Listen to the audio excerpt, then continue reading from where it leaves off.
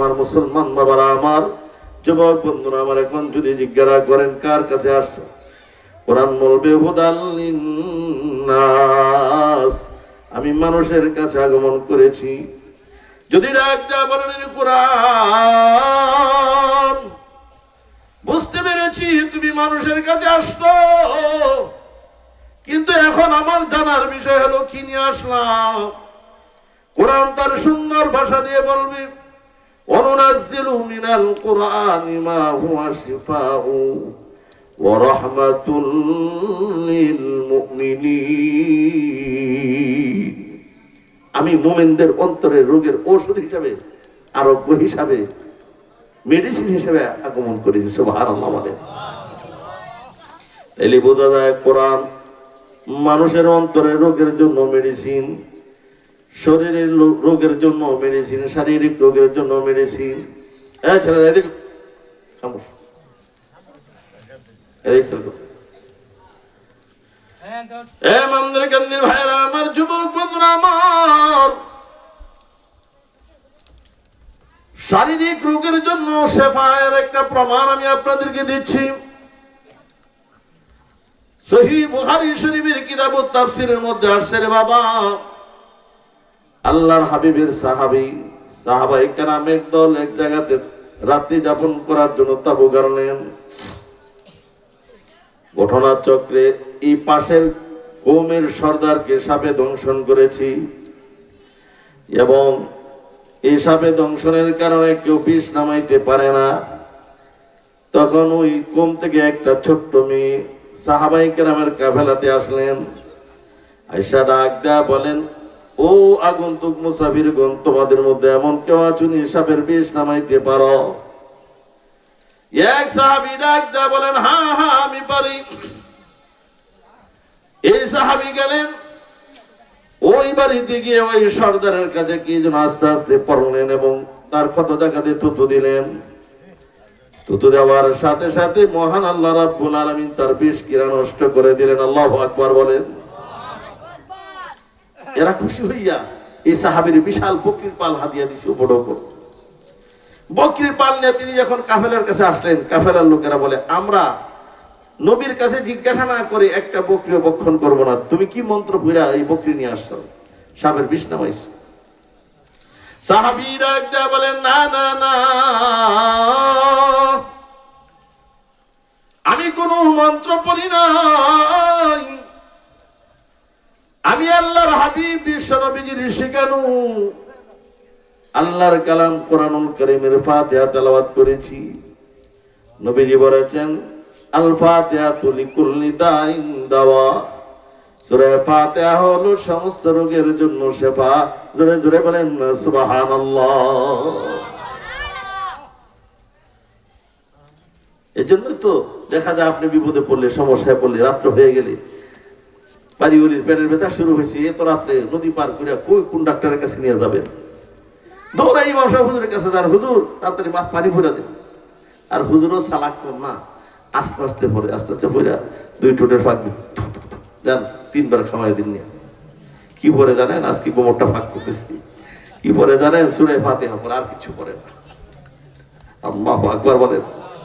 কিতাবে আসছে, হাদিস শরীফে আসছে, যত বড় ডেঞ্জারাস মারাত্মক রোগী হোক না কেন, আপনি যদি 40 দিন পর্যন্ত ফজরের নামাজের সুন্নত এবং ফরজের মাঝখানে এই সূরা ফাতিহা 40 বার পড়ে কোনো পানির মধ্যে ফু দিয়ে আপনি খান, পান করেন, আপনার যত বড় ক্যান্সার হোক, যত বড় রোগ হোক, আল্লাহ যদি আপনার হায়াত থাকে এই সূরা ফাতিহার উসিলে আপনাকে শেফা দিয়ে দিবেন। সুবহানাল্লাহ। যদি শেফা না হয় তাহলে বুঝতে হবে আমার মুখের মধ্যে সমস্যা আছে, আর না হয় আমার খাবারে ঝামেলা আছে, নাইলে আমার তেলাওয়াতে ভুল আছে, কিন্তু আল্লাহর কালাম কোরআনুল কারীমের মধ্যে কোনো সমস্যা নাই। কথা ঠিক না বেঠিক?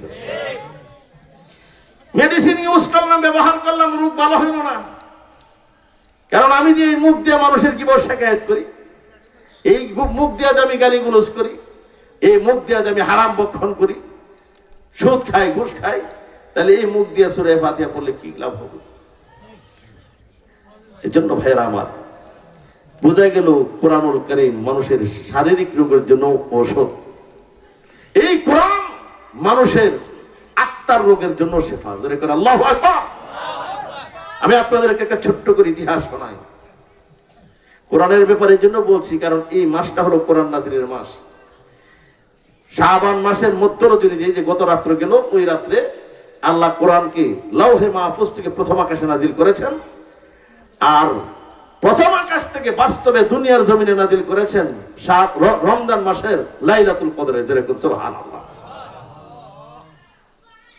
এজন্য এই মাস থেকে আমাদেরকে প্রিপারেশন নিতে হবে যে এই মাস হলো কোরআন নাজিলের মাস। আমরাও কোরআনের সাথে সম্পর্ক। কোরআন মানুষের আত্মার রোগের জন্য ঔষধ, শেফা। আমি আপনাদেরকে একটা ইতিহাস শোনাই।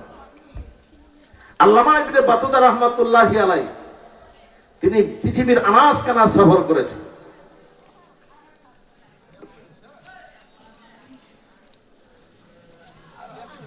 সফর করে করে তিনি যখন মালদ্বীপে গেলেন, গিয়া দেখলেন চতুর্দিকে সাগর, মাঝখানে একটা দ্বীপ, এর নাম হলো মালদ্বীপ। যে মাত্র আযানের সময় হয়ে গেল, চতুর্দিক থেকে মসজিদের মিনারা থেকে আযানের ধ্বনি, আল্লাহু আকবার, আল্লাহু আকবার। হযরত আল্লামা ইবনে বাতুতা রাহমাতুল্লাহ আলাইহি অবাক হয়ে গেলেন। চতুর্দিকে সাগর আর সাগর, মাঝখানে একটা দ্বীপ। এই দ্বীপের মধ্যে মানুষ আল্লাহকে চিনল কিভাবে? কোরআন পেল থেকে, নামাজ পেল থেকে? উনি মানুষের কাছে বিষয়টা তদন্ত করতে চাইলেন। তখন বিজ্ঞ লোকেরা তথ্য দিল, হুজুর, আজ থেকে 30-35 বছর আগের ঘটনা। এই সাগরে একটা জাহাজ ডুবে যায়, যতগুলো যাত্রী ছিলেন সকল যাত্রী মারা গেলেন। শুধুমাত্র কেবলমাত্র একমাত্র একজন যাত্রী বেঁচে ছিলেন, আর তিনি ছিলেন 30 পারা কোরআনের হাফেজ আবুল বারাকাত। যেরকম আল্লাহু আকবার। তিনি যখন আমাদের মালদ্বীপে আসলেন, তো উনি একজন বিধবা মহিলার বাড়িতে অবস্থানরত ছিলেন। আর এই মালদ্বীপে একটা গির্জা আছে, প্রতি মাসে এক মায়ের এক সন্তানকে গির্জাতে ভোগ দিতে হয়। আর না হয় মাসে একবার সাগর থেকে দানব উঠে মানুষের উপর আক্রমণ করে। আর যদি প্রতি মাসে ওই গির্জার ভিতরে এক মায়ের এক সন্তানকে ভোগ দেওয়া হয়, তখন ওই দানব এসে ওই সন্তানটাকে মেরে ফেলে আর কারোর উপর হামলা করে না। তো বৃহত্তম স্বার্থের জন্য ক্ষুদ্রতম স্বার্থ ত্যাগ করতে হয়। সরকারের পক্ষ থেকে আইন করে দিলেন, বাহিনী তৈরি করে দিলেন, তোমাদের দায়িত্ব হলো প্রতি মাসে এক মায়ের এক সন্তানকে আগেই তোমরা তালাশ করে রাখবা। যেই তারিখে দানব উঠার তারিখ, ওই তারিখের আগেই রাত্র হওয়ার আগেই, সূর্য ডোবার আগেই সন্তানকে ওই গির্জার মধ্যে দিয়ে আসবে।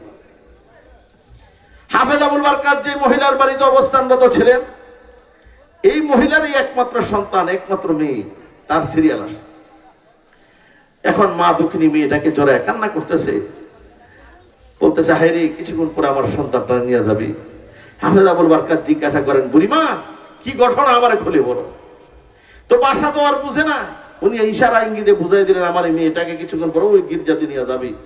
সাগর থেকে দানব উঠবে, তার উপর আক্রমণ করবে, তাকে মেরে ফেলবে, আমার সাথে আর জীবনে সাক্ষাৎ হবে না, সকালবেলা তাকে দাফন করে দেওয়া হবে। হাফেজ আবুল বারকাত বলেন, ঠিক আছে, এক কাজ করো, তোমার এই সন্তানটাকে গির্জাতে না পাঠায়া আমাকে তোমার মেয়েটার পোশাক পরিধান করে লিপস্টিক লাগায় মেয়ের মতো সাজায় আমার পাঠায় দাও। কারণ আমি এই দেশে সাগর থেকে বেশি আসা সন্তান, আমার মা নাই, বাবা নাই, দাদা নাই, দাদি নাই, নানা নাই, নানি নাই, শ্বশুর নাই, শাশুড়ি নাই, কেউ আমাকে চিনে না, কেউ আমার জন্য কান্না করবে না, কেউ আমার জন্য রোদন করবে না। আমাকে তোমার মেয়েটার পোশাক পরিধান করে আমাকে গির্জাতে পাঠাও। শেষ পর্যন্ত এই হাফেজ আবুল বারকাতকে গির্জাতে পাঠানো হলো। সাগর যখন রাত্র হয়ে গেল, সাগর থেকে দানব উঠে গির্জার দিকে আগাইতে লাগলো। হাফেজ আবুল বারকাত চিন্তা করেন, আমি আজকে পরীক্ষা করে দেখবো আল্লাহর কালাম কোরআনের পাওয়ার বেশি না দানবের পাওয়ার বেশি। যেরকম সুবহানাল্লাহ। কোরআনুল কারীমের কোন জায়গা থেকে তেলাওয়াত করব চিন্তা করেন। কোরআনুল কারীমের 114টা সূরার মধ্যে থেকে একটা সূরা হলো সূরাতুল ইয়াসিন। নবীজি বলেন, লিকুল্লি শাইইন কালবুন ওয়া কালবুল কোরআনি ইয়াসিন। প্রত্যেকটা জিনিসের একটা হাড় থাকে, কলিজা থাকে, হৃৎপিণ্ড থাকে। কোরআনুল কারীমের হৃৎপিণ্ড হলো সূরা ইয়াসিন। আল্লাহু আকবার। একবার তেলাওয়াত করলে 10 খতম তেলাওয়াতের সওয়াব হয়। কোন মানুষ যদি সূরাতুল ইয়াসিন সকালে তেলাওয়াত করে, মান কারা ইয়াসিন ফি সাদরিন নাহারি কুজিয়াত হাওয়াইজুহু, হাদিস শরীফে আছে, আল্লাহ তার যাবতীয় হাওয়াইজকে, জরুরতকে আল্লাহ গায়বী খাজানা থেকে মিটায় দেয়।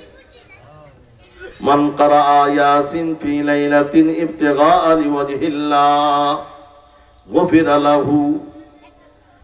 3 নম্বর আমার ভাইরা, হাদিস শরীফের মধ্যে আসছে আমার ভাইরা, কোন মানুষ যদি রাত্রি ঘুমানোর আগে ইয়াসিন তেলাওয়াত করে ঘুমায়া যায়, সকাল হওয়ার আগে আল্লাহ রাব্বুল আলামিন তার জীবনের গুনাহগুলো মাফ করে দেন। 4 নম্বর, কোন মানুষ যদি রিজিকের অভাবে ইয়াসিন তেলাওয়াত করে রে বাবা, আল্লাহ রাব্বুল আলামিন তার ঘরের মধ্যে রিজিকের মধ্যে বারাকা দান করেন।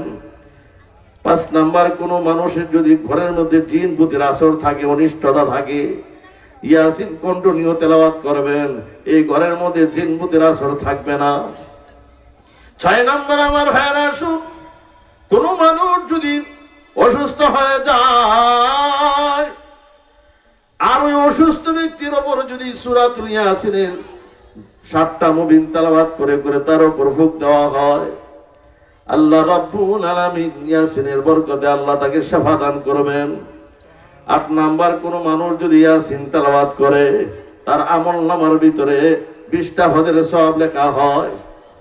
আমার ভাইজান, 9 নাম্বার, কোন মানুষ যদি কবরস্থানে গিয়ে ইয়াসিন তেলাওয়াত করে, আল্লাহ রাব্বুল আলামিন ওই কবরস্থানের সমস্ত মুর্দাগানদের কবর আযাব মাফ করে দেন। আমার ভাইরা, কোন 10 নাম্বার, কোন মানুষ যদি মা বাবার কবরের পাশে ইয়াসিন তেলাওয়াত করে গো, ইয়াসিনের ভিতরে 3000 অক্ষর আছে, আল্লাহ রাব্বুল আলামিন 3000 মুর্দাগানদের কবর আযাব মাফ করে দেন। এ মন্দির কান্দি এলাকার মুসলমান ভাইরা আমার, বাবারা আমার, কোন মানুষের যদি জীবনের শেষ মুহূর্তে অন্তিম সময়ে তার মরণ যন্ত্রণা শুরু হয়ে গেছে, দুনিয়ার সমস্ত ডাক্তার কবিরাজ সব ফেল হয়ে গেল, আপনি আপনার একজন সন্তানকে ডাক্তার বানাইলেন, আরেকজনকে ডক্টর বানাইলেন, আরেকজনকে ইঞ্জিনিয়ার বানাইলেন, আরেকজনকে বড় নেতা বানাইলেন, 5 নম্বর সন্তানটাকে আপনি মাদ্রাসায় পড়াইলেন, এই যে মৌলা শরীফ সাহেব মাদ্রাসা করছে, অথবা আশপাশে ইমামদের কান্দি অনেক মাদ্রাসা আছে, এই মাদ্রাসায় ভর্তি করে দিলেন। মুমূর্ষ অবস্থায় আপনার যখন জবান বন্ধ হয়ে যাওয়ার পর বিবি সাহেবা খবর দিলেন, ও সন্তান, তোর বাবার জবান বন্ধ হয়ে গেছে, ডাক্তার বাবা তুই তাড়াতাড়ি আয়। ডাক্তার তাকে টাঙ্গাইল এসে দ্রুত আসলো। চিন্তা করেন, বাবা অসুস্থ, কি নিয়ে যাবো, টাঙ্গাইলের সমসম নিয়ে যায়। ডক্টর সাহেব বগুড়াতে এসে খবর পাইয়া তাড়াতাড়ি বগুড়ার থেকে বগুড়ার ঐতিহ্য দই নিয়ে আসলো। আর এই জজ সাহেব তাকে মনে করে মুন্সিগঞ্জের সাগর কলা নিয়ে আসলো। নেতা সাহেব তাকে ঢাকা শহরে আপেল, কমলা, নাশপাতি, যত ধরনের ফল ফ্রুট আছে সব নিয়ে আসলো। এই না ডাক দেয়া বলেন, বাবা আমরা তোমার 4 জন যোগ্য সন্তান উপস্থিত হয়ে গেলাম, রকমারি খাবার নিয়ে আসলাম, তোমার কি কোনটা রুচি হয় সেটাই খাও। ওই দিন বাবা ডাক দেয়া বলবেন, হ্যাঁ সন্তানের দল, আমার এই রাস্তা কিলার না, রাস্তা বন্ধ হয়ে গেছে, টাঙ্গাইলের চমচমার চলবে না, বগুড়ার ধই চলবে না, আর মুন্সিগঞ্জের সাগর কলা চলবে না, ঢাকা শহরের ফল ফুল চলবে না। যদি পারো গো আমার বুকের যন্ত্রণাটা একটু হালকা করে দাও। তখন ডক্টর ইঞ্জিনিয়ার সাহেবের এই সমস্ত কারিগরি আর কাজে লাগবে না। আপনার একজন সন্তানকে আপনি কোরআনের হাফেজ বানাইলেন, অথবা আপনার সন্তানরা কোরআন শিখলো, কোরআন তেলাওয়াত করতে পারেন। এই 5 নাম্বার সন্তানরা যখন শুনবে বাবার মরণ যন্ত্রণা শুরু হয়ে গেছে, আর দেরি নয়, দৌড়ে আসবে বাবার কাছে, এসে তেলাওয়াত শুরু করে দিবি, বিসমিল্লাহির রহমানির রহিম, ইয়াসিন ওয়াল কুরআনিল হাকীম। আমার আল্লাহ ডাক দেয়া বলবেন, হে ফেরেশতারা, তার বুকের চাপ ছেড়ে দেন, তার কলিজার টুকরা সন্তান আমি আল্লাহর কালাম কোরআনুল কারীম থেকে তেলাওয়াত শুরু করে দিয়েছি। কুরআনুল কারীমের কলিজা সূরা ইয়াসিন থেকে তেলাওয়াত আরম্ভ করেছি। আমি আল্লাহ রাব্বুল আলামিন আর তাকে কষ্ট দিতে পারি না, তার মরণ যন্ত্রণা দিতে পারি না। আমি আল্লাহ তার মরণ যন্ত্রণাকে লাঘব করে দিলাম। জোরে জোরে বলেন না সুবহানাল্লাহ।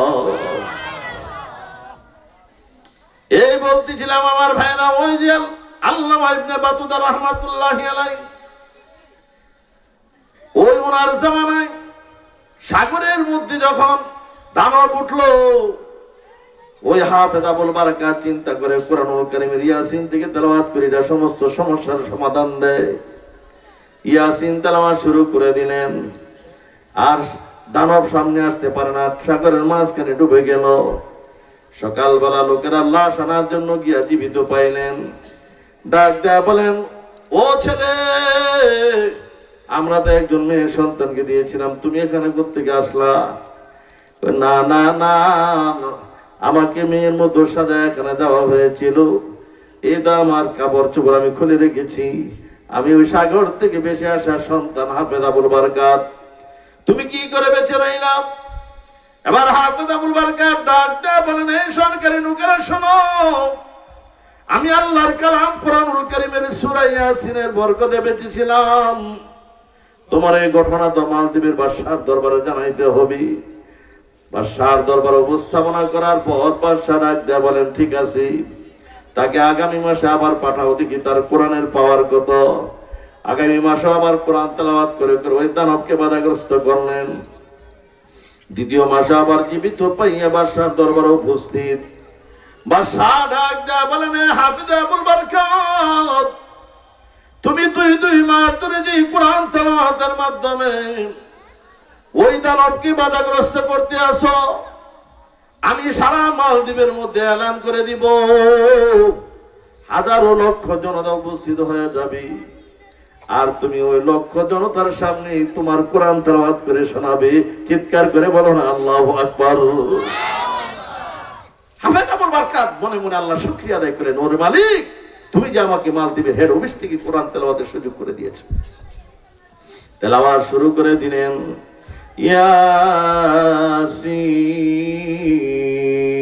ইয়াসিন ওয়াল কুরআনিল হাকীম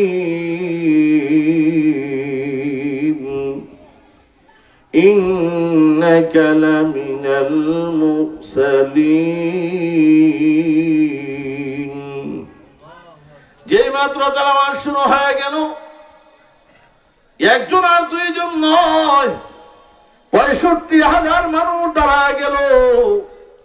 ডাক দেয়া বলেন, ও হাফেজ আবুল বারাকাত, আর কোরআন তেলাওয়াত করতে হবে না রে, আর তারা দেরি না করে তাড়াতাড়ি আমাদেরকে কালিমা পড়াও, মুসলমান বানিয়ে দাও। লা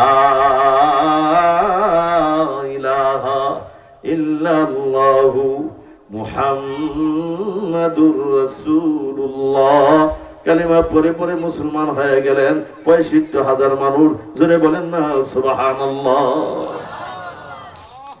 ও ভাইরা আমার, এই শাবান মাস হলো লাউহে মাহফুজ থেকে কোরআন নাযিল হয়েছে প্রথম আকাশে। সামনের মাস রমজান মাস হলো বাস্তবে কোরআন নাযিল হওয়ার মাস, অর্থাৎ প্রথম আকাশ থেকে দুনিয়ার জমিনে নাযিল হয়েছে। এক কথায় শাবান এবং রমজান দুটোটা মাসেই বোঝা যায় কোরআন নাযিলের মাস। এজন্য এখন থেকে মনস্থ করতে হবে, সিদ্ধান্ত নিতে হবে। ইন্টারনেট ফেসবুকের ভিতরে অনেক সময় জীবনে নষ্ট হয়েছে, বন্ধু বান্ধবের কারণে অনেক সময় নষ্ট করেছি, চায়ের দোকানে আড্ডা দিয়ে অনেক সময় টেলিভিশনে নষ্ট করে ফেলেছি।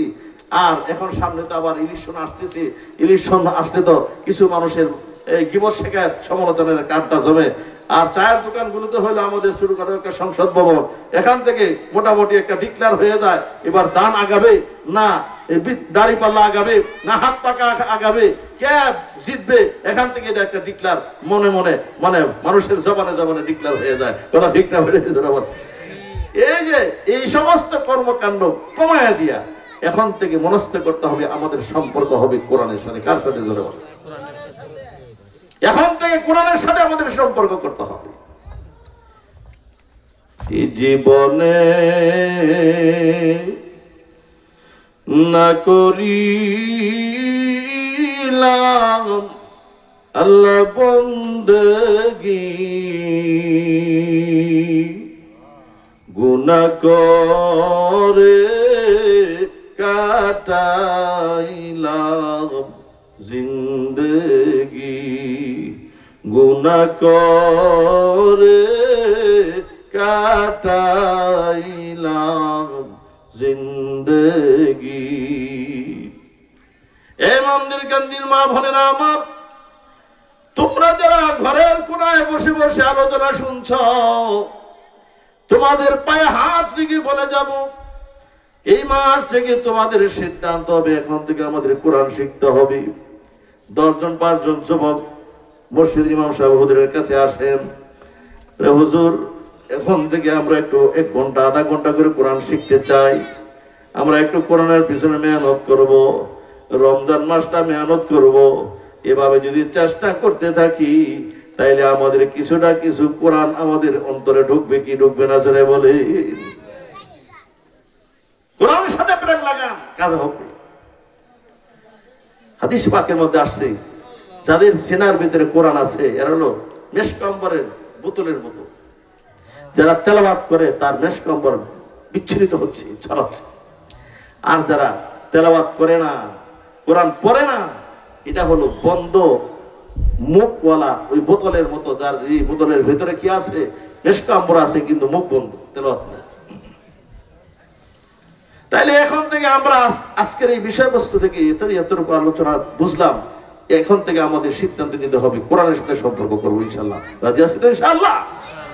1 নাম্বার আমল বললাম, কয়েকটা আমল বলবো এই শাবান এবং রমজান নিয়ে।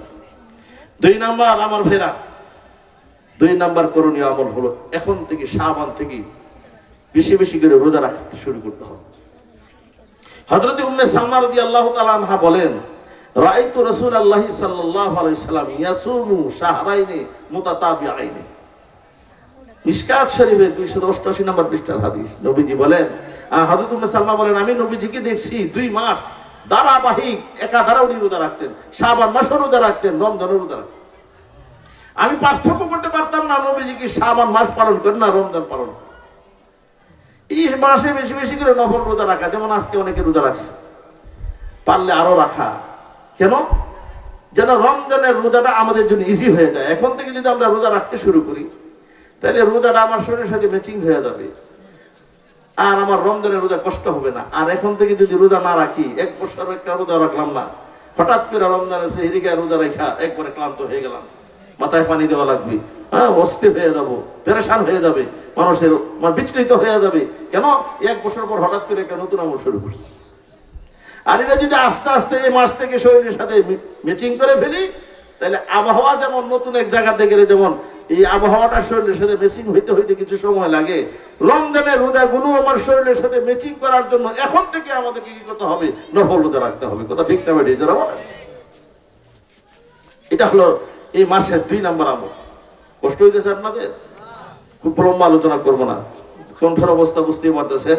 কারণ এই গত অক্টোবর মাস থেকে শুরু হয়েছে 2টা 3টা, আস্তে আস্তে এখনো একেবারে নির্বাচনের 9 তারিখ পর্যন্ত প্রোগ্রাম। এজন্য এই কণ্ঠের অবস্থা ভালো না, তারপরও আপনারা মহব্বত করেন, মমদের কান্দির ভাইরা অত্যন্ত ভালোবাসেন, মহব্বত করেন, দাওয়াত দিয়েছেন। চিন্তা করলাম অসুস্থ হইল, তারপরও ওয়াদা রক্ষা করতে হবে, এই জন্য আমার আশা। 3 নাম্বার আমল হলো এখন থেকে গুনাহ বর্জন করে দিতে হবে। বিশেষ করে জবান, চোখ জবানের গুনাহ বন্ধ করতে হবে। এই চোখ আর জবান দিয়ে আমরা বেশি গুনাহ করি। নবীজি বলেন, মাইয়াজমানুলি মা বাইনা লিহিয়াইহি ওয়া মা বাইনা রিজলাইহি আতমাল্লাহুল জান্নাহ। যারা 2 চোয়ালের মাঝখানে জিহ্বার জিম্মাদারি নিবে আর 2 রানের মাঝখানে লজ্জাস্থানের জিম্মাদারি নিবে, আমি আল্লাহর নবী তার জান্নাতের জিম্মাদার হয়ে গেলাম। জোরে বলেন না সুবহানাল্লাহ। এখন থেকে জবান বন্ধ করে দিতে হবে। জবান বন্ধ করার অর্থ এটা না যে এখন থেকে কথাবার্তা সব ছেড়ে দেবো, কোন কথা চুপ করে বুঝে দেবো, এটা না। এর অর্থ হলো প্রয়োজনীয় কথা বলবো, কিন্তু অনর্থ কথাবার্তা, গীবত, শেখার, সমালোচনা, মানুষের দোষ ত্রুটি এই সমস্ত কথাবার্তা বলবো না, জবানটারে এখন থেকে নিয়ন্ত্রণ করবো। তাহলে এখন থেকে যদি নিয়ন্ত্রণ করা শুরু করি, রমজানে আমার নিয়ন্ত্রণ করা সহজ হবে। আর যদি একবার রমজান পর্যন্ত গিবর শিকায়ত করে আমার মুখ চালু রাখলাম, সাইকেল দেখবেন কথা বল পেট্রোল দিয়ে ছেড়ে দিলে কিছুক্ষণ এমনি চলে। রমজানের আগের দিন পর্যন্ত মানুষের গিবর শিকায়ত করলাম, রমজান রোজা রাখা, তখন আমার মনে থাকবে না আমি রোজা রয়েছি, রোজা থাকি শুরু করে দেবো গিবর শিকায়ত। ওই এক বছর ধরে যে পেট্রোল দিতেছি, ওই পেট্রোলে 1 মাস পেট্রোল না দিলেও কথা ঠিক না বেশি ধরো। সাইকেলের পেট্রোল কিছুদিন ছেড়ে দিয়া কিছুক্ষণ ছেড়ে দিলেও চলে। এজন্য এখন থেকে চোখ জবান হেফাজত করতে হবে। বিশ্বনবী যখন মেরাজ রজনীতে মেরাজে গেলেন, দেখলেন কিছু মানুষের হাতের নখ বড় বড়, তামার বড়। এই তামার নখ দিয়ে নিজের চেহারার মধ্যে নিজের ক্ষত বিক্ষত করতেছে। আমার নবী ডাক দেয়া বলেন, ও জিব্রাইল, তারা কারা? জিব্রাইল আমি ডাক দেয়া বলেন, নবীজি, তারা হলো দুনিয়ার সমালোচনাকারিণী পুরুষ মহিলা যারা। এজন্য আমি মা বোনদেরকে বলে যাব, মা গো, সমালোচনা করবো না, কি শিকায়ত করবো না। কারণ নবীজি মেরাজ রজনীতে দেখলেন যারা সমালোচনা করে, কি শিকায়ত সমালোচনা করে, দোষ ত্রুটি বলে মানুষের, এদেরকে জাহান্নামের মধ্যে দেখে আসছেন। 2 নাম্বার, আল্লাহর হাবিব আরো কতটুকু সামনে গেলেন, দেখলেন কিছু মানুষকে জাহান্নামের তন্দুরের মধ্যে জ্বালানো হচ্ছে। আমার নবী ডাকতে বলল, জিব্রাইল, এরা কারা গো? হযরত জিব্রাইল আমিন ডাকতে বলেন, নবী গো, এরা হলো জিনাকারী পুরুষ আর মহিলা যারা দুনিয়াতে জিনা করত, তাদেরকে জাহান্নামের তন্দুরে জ্বালানো হচ্ছে। আরো সামনে গেলেন কিছু নারীদেরকে বিবস্ত্র করে লোহার আংটা দিয়ে টানায় রাখা হয়েছে। নবী আমার ডাক দেয়া বলেন, ও জিব্রাইল, এরা কারা গো? হযরত জিব্রাইল আমিন ডাক দেয়া বলেন, নবীজি, এইগুলো হলো বেপরদা নারী যারা রাস্তাঘাটে বাজারে বন্দরে ঘুরতো।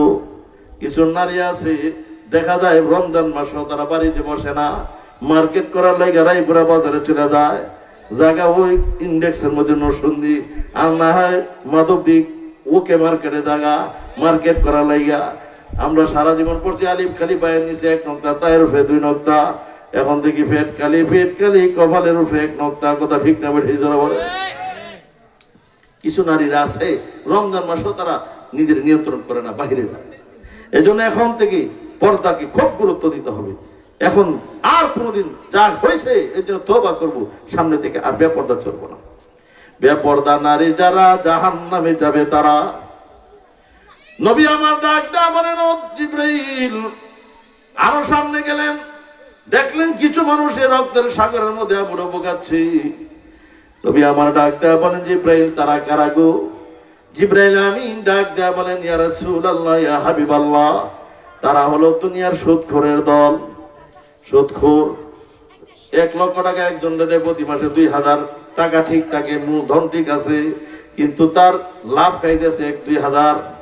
আবার প্রথম কাতারে নামাজ পড়ে, নামাজের মধ্যে প্রথম কাতারে জুমার দিন একবার ইমাম সাহেবের পিছনে খুতবা শোনে, আছে না নাই? জনে বলে সুদ ঘুষের ওয়াজ বেশি করুন যায় না, কারণ ওয়াজ করলে এই বক্তারও বেশি দাওয়াত দিত না, আর ইমাম সাহেবের ইমামতি তো টিকতই না। একজনে নতুন এক মসজিদে গেছে ইন্টারভিউ দেওয়ার লেগা, গিয়া যাই ওই প্রথম যে জুমাটা আদায় করছে ওই দিন সুদের বিরুদ্ধে বলছে। তো ওনার আলোচনা খুব চমৎকার হয়েছে, পছন্দ করছে। উনি যেন আলোচনা করে শেষ করে যখন হুজরাতে ঢুকছে, সভাপতি গেছে, হুজুর ব্যাপার কি? প্রথম দিন আইসা দিয়ে আপনি আমার বিরুদ্ধে শুরু করলেন, আমি যে কাম করি এটা কেন আপনার ইনফরমেশন দিল? পরশুদের সভাপতি কয়, আমি যে এই কাজের সাথে জড়িত এটা আপনারা কেন ইনফরমেশন দিল? আজকে প্রথম দিনই আপনি আমার বিরুদ্ধে শুরু করছেন। তো বলতে ঠিক আছে, আগামী সপ্তাহে এটা চেঞ্জ করে দিব। পরের সপ্তাহে ঘুষের বিরুদ্ধে বসে বয়ান করার পরে নামাজটা হয়েছে, নামাজের পরে সবাই চলে গেছে। সেক্রেটারি সাহেব গিয়ে হুজুর ব্যাপার কি? গত সপ্তাহে সভাপতি কইলেন, এই সপ্তাহে দিদি আমারও ধরে নিলেন, আপনি কি একজন করে রাখতেন না? কেউ উঠে না। বোঝা গেছে আপনি মসজিদে টিকতেন না, অন্য মসজিদ দেখেন। মসজিদের ইমামতি বেশি দিন টিকতো না।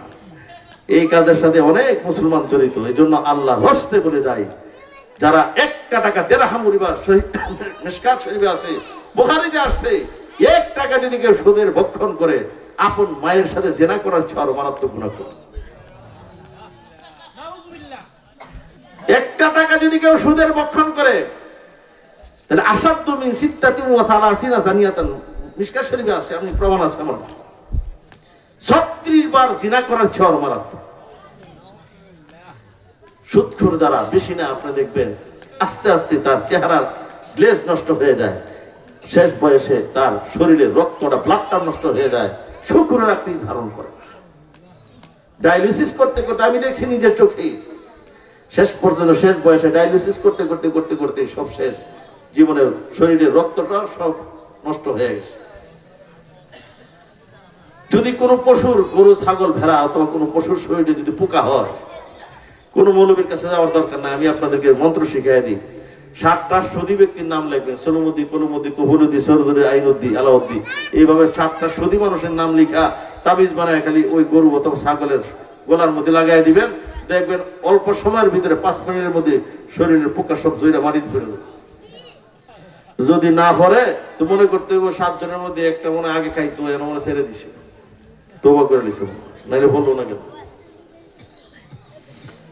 আল্লাহ।